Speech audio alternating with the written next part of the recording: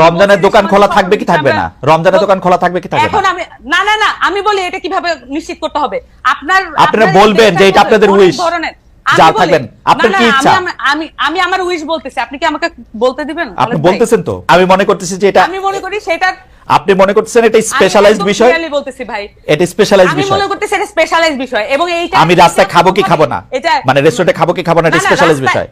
Restaurant এটার সাথে এটা সম্পর্ক না। এখানে দেখবেন যে রোজা অমুক তমুক অনেক কিছু নিয়ে আসছে এখানে কনসেপ্টের সাথে। আপনি যখন প্রশ্ন করছেন এখন আপনি আরো বেশি সিম্পলিফাইড করে ফেলতেছেন। আপনার প্রশ্নটা প্রথমে এটা ছিল না, আপনি এখন মানে এটাকে কম্প্রোমাইজ করতেছেন আপনি তর্কে জিতার জন্য। আমি বলতেছি যে সামান্তা লুক, সামান্তা এই যে শুনেন সামান্তা, এই তর্কে জিতা জাতীয় কথা মানে বললেন না। আপনি তর্কে জিতছেন 100-তে 99 পাইছেন। আমরা আমি জিনিস জিজ্ঞেস করতে চাই যে আপনি উত্তর দিতে পারেন, সিদ্ধার্থ উত্তর দিতে পারে, আমার কোনো সমস্যা নেই। প্রশ্নটা হচ্ছে ব্যক্তির স্বাধীনতার মাত্রা কতটুকু, কি এটা? ব্যক্তির স্বাধীনতার কোনো মাত্রা নাই সামান্তা, আমার উত্তর আমি দিলাম। ব্যক্তির স্বাধীনতার কোনো মাত্রা নাই। ব্যক্তি স্বাধীনতা দিয়ে বুঝবে একটা ক্রাইম করা পর্যন্ত আপনার জন্য সিআরপিসি আছে, পেনাল কোড আছে, এর বাইরে যদি সে কোনো কিছু করে সেটা আইনভাবে ব্যবস্থা নেবে। একটা ব্যক্তির স্বাধীনতা কত সালের পেনাল কোড আপনি নতুন করে করেন, আপনারা ক্ষমতায় আসেন নতুন করে করেন, যেটা এক্সিস্টিং আছে সেটার কথাই। এখনকার পেনাল কোড কত সালের? এখনকার পেনাল কোড কত সালের মানে কি? পেনাল কোড তো পেনাল কোড, পেনাল কোডের তো প্রতিদিন কত সালের পেনাল কোডের মধ্যে অনেক চেঞ্জ আছে। এটা 1858 সালে, এই যে শেখানো পড়ানো বুলির পাশাপাশি এইটাও শোনেন, 1858 সালে যে পেনাল কোড আছে, বাংলাদেশে প্রতিদিন নতুন নতুন করে যে আইন এনাক্টেড হয়েছে গত 54 বছরে, তার মধ্যে ওই পেনাল কোডের আইনগুলি চেঞ্জ হয়েছে। গড়ে বইটা 1858 সালের, কিন্তু বাংলাদেশের হওয়ার পরে যত আইন, হ্যাঁ সবগুলি চেঞ্জ হয়েছে। হ্যাঁ, তো যাই হোক, এইটা এখন যে জায়গায় দাঁড়ায় থাকে। আপনি যে উত্তরটা দিচ্ছেন এটা কি মানে যে ব্যক্তি স্বাধীনতার যে সংখ্যাটা আপনি দিচ্ছেন, স্নিগ্ধাপা একটু সাইলেন্ট আছেন, অসুবিধা নাই, কিন্তু এই যে ব্যক্তি স্বাধীনতার যে ফরম্যাটটা বলছেন এটা কি যথেষ্ট ক্লিয়ার কাট হয়েছে কিনা? আপনার কাছে কি মনে হয়? আপনার কাছে কি মনে হয়? আমি বলছি ব্যক্তি স্বাধীনতার ক্ষেত্রে আমি উত্তর পাইনি। আপনি আমাকে আবার জিজ্ঞেস করেন প্রশ্নটা, এটা আমি আগে উত্তর দেই। ব্যক্তি স্বাধীনতার প্যারামিটার মানে এই, আপনি মাত্র আমারে জিজ্ঞেস করছেন, আমি স্পষ্ট বলছি ব্যক্তি স্বাধীনতার কোনো সীমাবদ্ধতা নাই। ব্যক্তির স্বাধীনতার সীমা হচ্ছে, ব্যক্তির স্বাধীনতার সীমা হচ্ছে একটা ক্রাইম করা পর্যন্ত। যেমন ধরেন আমার ব্যক্তি স্বাধীনতা হচ্ছে, আমি বুঝি নাই কায়েম করা মানে, বুঝি নাই। আমাদের খাতা কলমে যেটাকে ক্রাইম হিসেবে গণ্য করা আছে, যেমন ধরেন আমার ব্যক্তি স্বাধীনতা নাই আপনাকে একটা টোকা দেওয়ার জন্য, এই টোকাটা একটা ক্রাইম, আমার এটা ব্যক্তি স্বাধীনতার মধ্যে পড়ে না। আমি আপনাকে এটা টোকা দিতে পারবো না, কিন্তু আমি আমাকে টোকা দিলেন, আমি মনে করলাম এটা একটা ক্রাইম, তাহলে আমি কি করব? না মনে করলেন না, আমি টোকা দিতে পারবো না, টোকা দেয়াই ক্রাইম। আমি মনে করলাম যে এটা একটা ক্রাইম। সেইটাই তো আমি তো বললাম যে টোকা দেয়া তো আসলেই ক্রাইম, আমি আপনাকে টোকা দিতে পারবো না, কিন্তু আমি নিজে নিজে রাস্তায় দ্বারা খাইতে পারবো, এটা আমার ব্যক্তি স্বাধীনতা। রমজান মাস হইলো, তাহলে তো ক্লিয়ার হয়ে গেল। মানে এই বিষয়গুলো দেখুন, আপনি আর আমি যখন আলাপ করতেছি তখন কিন্তু একটা আলাপের মধ্য দিয়ে এটা একটা মধ্যস্থতা হয়ে যাচ্ছে। কোনো মধ্যস্থতা হয় নাই, আপনি কিন্তু আমার কথা বুঝতেছেন না সামান্তা, আমার কথা বুঝতেছেন না। আমার কথা আপনি বুঝতেছেন না, আমি আর একটু ভালো করে বলি। যেমন আপনার সাথে আমি যখন আলাপ করতেছি, যখন আমরা 3 জন মিলে আলাপ করব, আমরা যখন 10 জন মিলে আলাপ করব, কোনো না কোনো বিষয় এটা মধ্যস্থতা এবং একটা কমন গ্রাউন্ডে আসতে স্বাভাবিক। কিন্তু যখন একজন লোক হাতে একটা বেত নিয়ে একজন লোককে কান ধরে উঠবস করায় তার পাওয়ার শো করে, এটার কোনো সমতা নাই, এটার কোনো আর্গুমেন্ট, এটা কোনো আলোচনা না। এটা হচ্ছে একজন লোক তার পাওয়ার শো করে আরেকজন লোককে ডমিনেট করতেছে, এটা হচ্ছে এই জিনিস। তার মানে এটা পরিষ্কার ভাবে এটা অন্যায়, এটা করা ঠিক হয় নাই। এবং এইটার ব্যাপারে আমি জানতে চাইছিলাম এটার ব্যাপারে এনসিপির কি অবস্থা? না এটা এনসিপির অবস্থান তো আমি বললাম, এর চেয়ে ক্লিয়ার আর কোনো মানে আপনারা দুইজনই আমাকে বেশ একটা ট্রায়ালের মধ্যে নিলেন যে আমি কোনোভাবেই এটা ক্লিয়ার অ্যান্সার দিচ্ছি না। How can I be clear more than this? যে আমি বারবার বলতেছি যে এইখানে একটা লোক বারবার তাকে ডমিনেট করার চেষ্টা করতেছে, ক্লিয়ার ডমিনেশন, যেটা কোনোভাবে সমতা নাই। এখন ধরেন আমরা যখন আমাদেরকে এখানে বলা হয়েছে আমরা ফাইট করছি ইয়ার সাথে, মানে আওয়ামী লীগের সাথে, এটা একটা অসম লড়াই ছিল। আমাদের ছেলে পেলের হাতে ছিল লাঠি আর ওখানে ছিল বন্দুক আর উপর থেকে এয়ার স্ট্রাইক। তাহলে এটা কিভাবে সমতার ভিত্তিতে?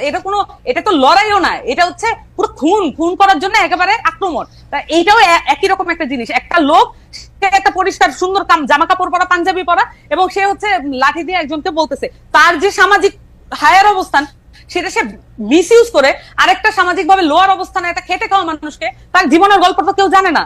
এবং সেই প্রেক্ষিতে আমি জানতে চাইছিলাম যে এনসিপি রেস্টুরেন্ট খোলা রাখা, বন্ধ রাখা, কেউ এই ধরনের কাজ করানোর জন্য এটা সাপোর্ট করে কিনা? দুইটা সেপারেট জিনিস। হ্যাঁ, খালেদ ভাই এটা দুইটা সেপারেট জিনিস। আমরা যদি এই জিনিসগুলোকে আলাদা করতে না পারি তাহলে আমরা আচ্ছা বলেন তো, একটু বুঝান। মানে এটা আলাদা জিনিস। আমি বলি একটা জিনিস হচ্ছে যে আমি যখন বললাম যে আমি ঘটনাটা যখন বললাম যে এখানে একটা মানুষ ডমিনেট করতেছে আর একটা লোককে এবং তাকে শারীরিক ভাবে আহত করছে, এইটা একটা বিষয়, এটা আলাদা। এবং সেই সাথে আপনি বলতেছেন তাহলে কি এনসিপি পুরো একদম রমজান মাসে কি করা মনে করে? এনসিপি কি ধর্মভিত্তিক রাজনীতি দল? এনসিপি কি মনে করে যে এই আলেমদেরকে একদম প্রত্যেকটা ধর্মের প্রত্যেকটা বিষয়ে তারা ফতোয়া দিবে? আমরা কি বলছি যে আমাদের যে আত্মপ্রকাশ, রমজানের দোকান খোলা থাকবে কি থাকবে না? রমজানের দোকান খোলা থাকবে কি থাকবে না? এখন আমি না আমি বলি এটা কিভাবে নিশ্চিত করতে হবে? আপনারা বলবেন যে এটা আপনাদের উইশ, যা থাকবেন আপনার কি ইচ্ছা। আমি আমার উইশ বলতেছি, আপনি কি আমাকে বলতে দিবেন? আপনি বলতেছেন তো, বলেন। আমি বলতেছি তো, এখানে ক্লিয়ারলি এখানে ইসলামের মধ্যে এবং নানান ধর্মের মধ্যে অনেক ধরনের ফ্যাকশন আছে, অনেক ধরনের বিষয় আছে। প্রত্যেকের রিপ্রেজেন্টেশন নিশ্চিত হয়, এমন করে বোর্ড গঠন করে দিক, এমন ভাবে বোর্ড গঠন করে দিক যেখানে এই যে তাত্ত্বিক আলাপটা হোক। সেটার জন্য তো আমরা ওয়েল ইকুইপ না। আমাদেরকে যদি ফ্যাসিলিটেট করতে বলে, আমাদেরকে যদি জনতার সেই দায়িত্ব দেয়, আমরা সেটা করব। সকল পক্ষ থেকে আমরা আলেমদেরকে নিয়ে আসবো, এক বোর্ডে বসেন, আপনারা সিদ্ধান্ত নেন এটা কি হবে। কিন্তু যে কোনো একটা পার্টি এটা হ্যাঁ না বা এটা বলে দিল আর সেটাই হচ্ছে ওই বাংলাদেশের রুলস হয়ে যাবে। ধরেন জামাত বলছে যে এটা করা, আমি বলতেছি জামাত বলছে এটা করা উচিত না, আমরা বলতেছি এটা করা উচিত, তাহলে বাংলাদেশের জনগণ কি করবে? কার কথা শুনবে? যে পার্টি করে সেই পার্টির কথা শুনবে। তাহলে বিভাজন আরো স্পষ্ট করি। আপনারা এটা বোর্ড করে দেওয়ার পক্ষে যারাই আলোচনা করবে এবং সেটার মধ্যে আলেমরা থাকবে। আমরা মনে করি স্পেশালাইজ যে কোনো বিষয় যখন এইটার মধ্যে আপনি মনে করতেছেন যেটা, আমি মনে করতেছি যেটা, আমি মনে করি সেটা আপনি মনে করতেছেন এটা স্পেশালাইজড বিষয়। আমি বলতেছি ভাই এটা স্পেশালাইজড বিষয়। আমি মনে করতেছি এটা স্পেশালাইজড বিষয় এবং এইটা আমি রাস্তায় খাবো কি খাবো না, মানে রেস্টুরেন্টে খাবো কি খাবো না, এটা স্পেশালাইজড বিষয়। এটার সাথে এটা সম্পর্ক না। এখানে দেখবেন যে রোজা অমুক তমুক অনেক কিছু নিয়ে আসছে এখানে কনসেপ্টের সাথে। আপনি যখন প্রশ্ন করছেন এখন আপনি আরো বেশি সিম্পলিফাইড করে ফেলতেছেন। আপনার প্রশ্নটা প্রথমে এটা ছিল না, আপনি এখন মানে এটাকে কম্প্রোমাইজ করতেছেন আপনি তর্কে জিতার জন্য। আমি বলতেছি যে সামান্তা লুক, সামান্তা এই যে শুনেন সামান্তা, এই তর্কে জিতা জাতীয় কথা মানে বললেন না। আপনি তর্কে জিতছেন, 100-তে 99 পাইছেন। আপনার কথা আমি বুঝতে পারছি, থ্যাংক ইউ। আমি ডক্টর স্নিগ্ধার কাছে যাই। ডক্টর স্নিগ্ধা, আমি জনাব আমি সামান্তা শারমিনের কথা আমি বুঝতে পারতেছি। তারা বলতেছেন যে এই দায়িত্ব তারা কেন নিবেন, যে এই দায়িত্ব তারা যে একটা ঘোষণা করবেন। এটা আমি বলি নাই। আচ্ছা আবার বলেন কি বলছেন। না আপনি থাকবে তার মানে আমার কথা আবার রিওয়াইন্ড করে দেখা যাবে না। আপনি এটা বলতেছেন না যে এই সিদ্ধান্ত এনসিপি দিবে না, আপনি এটা বলেন নাই? যে আমি বারবার বলেছি এনসিপির কাছে যদি জনগণ সকলে মিলে বলুক এনসিপি এটা সলভ করতে হবে, কিন্তু তা তো না। এক একটা পলিটিক্যাল পার্টি, এক একটা জনগোষ্ঠী এক একটা পলিটিক্যাল পার্টি করে। তাহলে এই যে এতগুলো মানুষের দায়িত্ব তো আমরা যদি নিতে চাই তাহলে আমাদেরকে তো ফর্মালি দিতে হবে। তাহলে আমরা সকলকে মিলে এটা একটা বোর্ড গঠন করে আমরা এই সমাধানগুলো দিয়ে দিই। কিন্তু আমাদের রাষ্ট্রীয় কাঠামো আছে, আমাদের ইসলামিক ফাউন্ডেশন নাই। এই সমস্যাগুলো সমাধান করা কি ইসলামিক ফাউন্ডেশনের দায়িত্বের মধ্যে পড়ে না? তাহলে আমরা যে ট্যাক্সের টাকা দিয়ে এই প্রতিষ্ঠানগুলো চালাই, তাহলে আমরা কেন ট্যাক্সের টাকাটা নষ্ট করি? ওকে, আমি আর কিছু বলতে চাই না। মোটামুটি এটা রিওয়াইন্ড করে দেখা যাবে। আচ্ছা, শুধু নারী নাই সামান্তা, আপনি জানেন আমি গতকাল দেখতেছিলাম যে বাংলাদেশে একটা জেলায় প্রকাশ্যে ভিডিও করে একটা লোক খাচ্ছেন, তাকে বের করে এসে কান ধরে উঠা বসা করা হচ্ছে। এইসব ক্ষেত্রে আসলে আপনাদের অবস্থানটা কি? মানে আমি তো জীবনে এরকম শুনি নাই, নাকি শোনা গেছেও এইটাই করা উচিত? আমি জানি না আসলে। প্লিজ এনলাইটেন মি, আমাকে একটু বলেন সামান্তা, যে মোরাল পুলিশিং, এবং সেটা শুধু নারীদের এগেনস্টে না, খাদ্যরত অবস্থায় রেস্টুরেন্ট থেকে একজনকে ধরে নিয়ে এসে কেন তুমি রোজা করলা না, কান ধরে উঠবস করো, এইসব ক্ষেত্রে আপনাদের অবস্থানটা যদি একটু বলতেন। জি ধন্যবাদ। এখানে আমরা যে ভিডিওটার কথা আপনি বললেন, প্রথমত আমরা যদি দেখি বাংলাদেশে আওয়ামী লীগ যখন তার ফ্যাসিস্ট কাঠামোর প্রতিষ্ঠা করার জন্য যে কি টুলস ব্যবহার করেছে, যদি আমরা দেখি যে তারা সামাজিক ভাবে আমাদের যে বোঝাপড়ার জায়গাটা সেটাকে নষ্ট করেছিল। সেটা যদি নষ্ট না হতো তাহলে হচ্ছে এই জায়গাটা তৈরি হতো না। আর আমরা এডিশনালি যদি দেখি যে এই যে ভিডিওটা ভাইরাল হয়েছে তার পরিচয়টা আপাতত পক্ষে জানা গেছে যে উনি ছিলেন বণিক সমিতির একজন নেতা। এখন বণিক সমিতি বা এই ধরনের সমিতিগুলোতে এখন কারা এসছেন সেটা যদি একটু তলিয়ে দেখা যায় তাহলে বেরিয়ে পড়বে। আমরা তো পার্টি করেছি 1 সপ্তাহ হয়নি, বা আমাদের পার্টি হয়েছে মাত্র 13 দিন হলো, 2 সপ্তাহের কিছু বেশি। তো এই সমিতিগুলোতে কারা আছেন এগুলো একটু চেক করলেই দেখা যাবে যে কারা আসলে এই ধরনের মরাল পুলিশিং এর সাথে আগেও যুক্ত ছিল।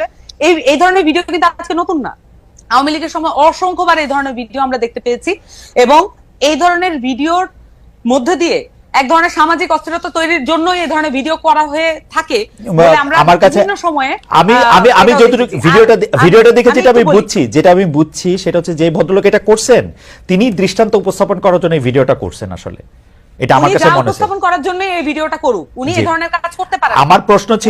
আমার প্রশ্ন ছিল যে জাতীয় নাগরিক পার্টির এই মোরাল পুলিশিং রেস্টুরেন্টে খাদ্য গ্রহণ করা অবস্থায় রমজানে, উনার কথা আপনি বাদ দেন, আমি আপনার সাথে একমত যে এই ধরনের বিভেদ আগে সৃষ্টি করে জাতীয় নাগরিক পার্টির অবস্থান কি, মানে আমি যদি রোজা না রাখি আমি কি রেস্টুরেন্টে বসে খাইতে পারবো নাকি আমাকে কান্দের উঠবোস করতে হবে? মোরাল পুলিশিং কোনোভাবেই সমর্থনযোগ্য নয়। আপনার সামাজিক এক ধরনের বোঝাপড়া তৈরি করতে হবে। সামাজিক যদি বোঝাপড়া তৈরি না হয়, যতই আইন করেন না কেন এই ধরনের জিনিস ঘটতেই থাকবে। আমাদের সামাজিক বোঝাপড়া কিন্তু নষ্ট করার জন্য, এটা রাষ্ট্রের করায়ত্ত করার জন্য এক ধরনের প্রক্রিয়া আছে।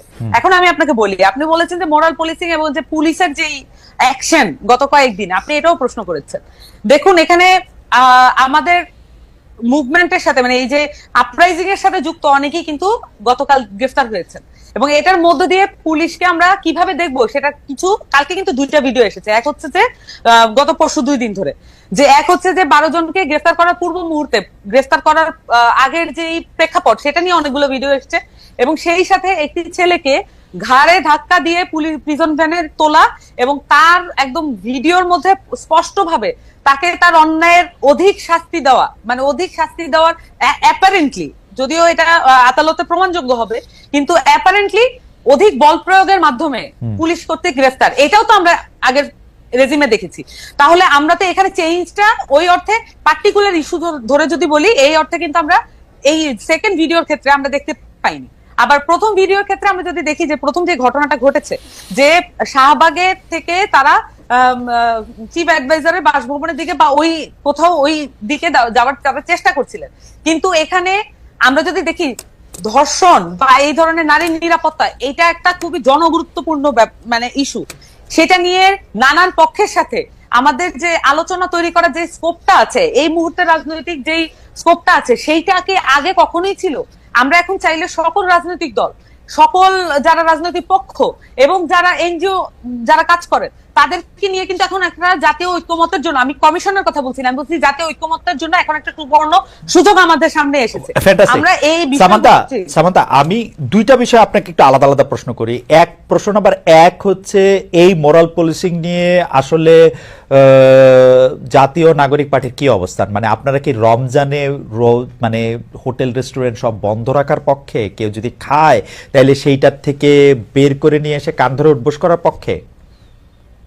খালেদ ভাই, এটা তো আসলে মানে অ্যাবসার্ড যে আমাদেরকে এই প্রশ্নগুলো মানে আমি বলি কেন অ্যাবসার্ড, যে আসলে তাহলে পারসেপশনটা কি, মানে পারসেপশনটা কি এরকম যে আমরা এই ধরনের বিষয়কে এন্ডোর্স করতে পারি, এই সম্ভাবনা আছে, এই কারণে প্রশ্নটা ক্লিয়ার করে নেওয়া না। কারণ হচ্ছে যে আমরা একটা পরিষ্কার অবস্থান চাই। আপনার কোনো পারসেপশন থেকে না, পরিষ্কার অবস্থান হচ্ছে আপনি শুধু বলেন যে আপনারা এর বিপক্ষে, তাহলে আমি পরবর্তী প্রশ্নটা করতে পারি। না, আপনি যদি বলেন পক্ষে, তাহলে আমি পরবর্তী প্রশ্নটা না। এই পারসেপশন কি হয়েছে জানেন, আমি আপনাদের বলি, গত 53 বছর ধরে পারসেপশন কোনটা কার পক্ষে কখন রাখবো সেইটা হচ্ছে, প্রফেসর সিং দা এটা ঠিকই বলেছেন, এটা এক ধরনের পপুলিজম দিয়ে ঠিক করা হয়েছে আগেকার রাজনৈতিক দলগুলা। আপনাদের অবস্থানটা সেই জন্য, আপনারা আমাদের আশা, আপনারা আমাদের লাস্ট বেট, যে আপনারা আসলে কোন জায়গার মধ্যে দাঁড়ায় আছেন। দেখেন, আপনাদের একজন সমন্বয়কের বক্তব্য পড়ে আমরা একরকম বুঝি, আবার মাহফুজ সাহেব আরেকটা বক্তব্য দেন, আমরা আরেক রকম বুঝি। আপনাদের একটা অবস্থান দেখে আমরা একরকম জানি। নাহিদ সাহেব উপদেষ্টা হিসাবে রিটায়ার করার আগে, মানে কি বলে, পদত্যাগ করার আগে তার সম্পত্তির হিসাব ঘোষণা করেন, অন্য উপদেষ্টারা কেন করেন না? নাহিদ সাহেবকে যখন একটা বিষয়ের মধ্যে অনেকগুলো বিষয় ঢুকে যায়, অ্যাবসলিউটলি, সেই জন্য আমি বলতেছি যে পারসেপশন এখানে কোনো ব্যাপার না। আপনি আমাকে শুধু বলেন যে আপনাদের অবস্থানটা কি, আপনারা কি চান যে রমজানে, যেমন এখানে আমরা জামাতে ইসলামীকে দেখছি যে ওরা স্পষ্ট বলছে যে রমজানের দোকানপাটগুলি বন্ধ রাখতে হবে, কেউ দোকানপাট খোলা রাখতে হবে না। আমরা বলি, আমরা আমাদের জায়গা থেকে যেটা আমরা মনে করি যে কোনো ধরনের মানে কোনো অন্যায়কারী ছাড়া কাউকে পুলিশি কায়দায় বা কোনো ধরনের তার বডিলি হার্ম করা, এটা অত্যন্ত গর্হিত অপরাধ। এই ধরনের এটাকে যদি আমরা মরাল পুলিশিং বলি, তাহলে এটা মরাল পলিসিং এর বিরুদ্ধে আমরা আছি। না সামান্তা, আপনার বক্তব্য কি আপনি শুনতে পান? আপনি বলছেন অন্যায়কারী ছাড়া, তার মানে যে অন্যায়কারী তাকে আপনারা শাস্তি দিতে পারবেন? আমরা কোনো কিছুই শাস্তি দিতে তাহলে আপনি বলেন যে কাউকে, তাহলে আপনাকে বলেন যে কাউকে দেওয়া যাবে না। আমি বলছি ভাই, শাস্তি দেওয়ার জন্য আছে আদালত। আমরা ট্যাক্স দিয়ে এই আদালত গুলাকে চালাই, আমরা কিন্তু এই আমাদের ট্যাক্সের পয়সা কিন্তু এই আদালত প্রাঙ্গণ গুলাতে আছে। তাহলে আমি কখনোই আমার ট্যাক্সের পয়সা কিন্তু ইনভ্যালিড হয়ে যাক, সেটা আমি তো চাইবো না অ্যাজ এ সিটিজেন। তাহলে আমি চাইবো যে শাস্তি যেখানে হয় সেখানেই হবে। তার মানে এখানে আইন শৃঙ্খলা বাহিনী আছে, আইন শৃঙ্খলা বাহিনীর কাজটা কি? যদি সব কাজ হচ্ছে যে কেউ একটা গ্রুপ গোষ্ঠী মিলে এই দায়িত্বগুলো হাতে তুলে নেয়, এটার কোনো জায়গা নাই। এখানে যেই বিষয়গুলো করা হচ্ছে এটা স্পষ্টভাবে এখানে বিভাজিত যেই শক্তিগুলো ছিল সেগুলোকে আবার চাঙ্গা করার জন্য, যারা একত্রিত হয়েছিল অভ্যুত্থানের মধ্য দিয়ে তাদেরকে আবার বিভাজিত করার জন্য নানান ধরনের প্রক্রিয়া শুরু হয়েছে। এবং পরিষ্কারভাবে এখানে সংস্কারের যে উদ্যোগ গ্রহণ করা হয়েছে, সংস্কারের যে সম্ভাবনা তৈরি করা হয়েছে, সেইটাকে প্রশ্নবিদ্ধ করার জন্য এই ধরনের বিভাজিত যে কার্যক্রম সেটা পরিচালনা করা হচ্ছে। সামান্তা, আমি আপনার কাছে আবার আসবো। আমি শুধু প্রশ্নটা করি আবার। প্রশ্নটা হচ্ছে, প্রতি বছর রমজান আসার আগেও পরে বিভিন্ন সামাজিক, ধর্মীয়, আদর্শিক ধর্মীয় গোষ্ঠী বিভিন্ন রকম অবস্থান নেয়। কেউ বলে যে এইবার রমজানে হোটেল রেস্টুরেন্ট আমাদের এলাকায় খোলা রাখা যাবে না, রমজানের পবিত্রতা বজায় রাখুন। জামাত ইসলামী একটা স্পষ্ট অবস্থান নিচ্ছে। আওয়ামী লীগ, বিএনপি কিন্তু একটা মাঝামাঝি অবস্থান নেয় গত 53 বছর নিয়ে। এটা কিছু বলেও না, জিজ্ঞেস করলে আপনার মতো ঘুরায় পেঁচায় কি জানি একটা বলে, আমি অর্ধেক বুঝি না। এখন ঘটনা হচ্ছে যে এই জিজ্ঞেস করাটা কিন্তু আমি 27 বছর ধরে করে আসতেছি বলে আমি বলতেছি। আমার দুর্ভাগ্যজনক ভাবে আমি আপনাকে ওই প্রশ্ন করতেছি, হয় আপনাকে আমি বুঝাতে পারছি না যে এনসিপির আমি কোন স্পষ্ট অবস্থা দেখতে পাচ্ছি না। এনসিপি কি বলতেছে যে রমজানে আসলে দোকানপাট বন্ধ রাখতে হবে? আপনাকেও যখন আমি আপনাকে কেন হচ্ছে আমি আপনাকে পলিটিক্যাল পার্টির কাছ থেকে আপনারা যেভাবে, মানে আপনারা বলতে আমি বলছি যে বেশিরভাগ লোকজন, আমি কিন্তু সাংবাদিকদের কথা বলছি না, সবাই আসলে যেভাবে প্রত্যেকটা ইস্যুতে হ্যাঁ বা না উত্তর আশা করেন, এইভাবে একটা পলিটিক্যাল পার্টি। আচ্ছা ঠিক আছে, আপনার অবস্থা পরিষ্কার। পার্টির বক্তব্যসমূহ একটু ভেগি থাকে, আমরা ভেগের ব্যাপার না, এটা হচ্ছে সকলকে এনকম্পাস যদি করতে না পারে, সকলকে ধারণ করতে না পারে, এটা পলিটিক্যাল পার্টি। আমি আপনাকে সামান্তা, আমি আপনাকে সিউরিটি দিয়ে বলতেছি, আপনি যে এখন যেরকম করে কথা বলতেছেন অ্যাবসলিউটলি এরকম করে বিএনপি এবং আওয়ামী লীগ কথা বলছে গত 53 বছর আমাদের সঙ্গে। আপনি আমাকে একটা এই যে এখন যে বললেন, আমরা ভিডিও দেখাই, আমি ভিডিও না দেখা, আমি আপনাকে বলতেছি তো, আপনি আমি বলছি যে এখানে প্রত্যেকটা ইস্যুতে প্রত্যেকটা ব্যাপারে যখন হ্যাঁ না অবস্থানে যেতে হয়, আমি বলছি হ্যাঁ না অবস্থানটা দায়িত্ব জ্ঞানহীন আচরণ। এইটা যে কেউ বলেছে, এটা আপনি আমাকে দেখায়। আমি বলছি হ্যাঁ না অবস্থান কিছু ব্যাপারে আমরা এমনিতে একটা লাস্ট একটা লাইন বলি, একটা লাইন। আমরা যে সামাজিক, আমরা যদি মানে পলিটিক্যাল পার্টি করে বলে আমরা শুধু রাষ্ট্রীয় অবস্থান নিয়ে কথা বলবো, বাংলাদেশের প্রত্যেকটা ব্যাপারে যে অনেকগুলো বিষয় জড়িত থাকে, এটাকে ডিসকার্ড করে, এটাকে আনএকনলেজ করে, এটাকে ফেলে দিয়ে আমরা এটা করতে চাই না। আমরা মনে করি যে এই বিষয়গুলো জনগুরুত্বপূর্ণ, এগুলো সামাজিক ব্যাপার, এবং সামাজিক ভাবে সলভ করার জন্য যদি রাষ্ট্রীয় কোনো উদ্যোগ নিতে হয়, এবং আমরা মনে করি যে সেটার ব্যাপারে আগ্রহী এবং উদ্যোগ নেওয়া উচিত, আমরা এটা মনে করি। ওকে।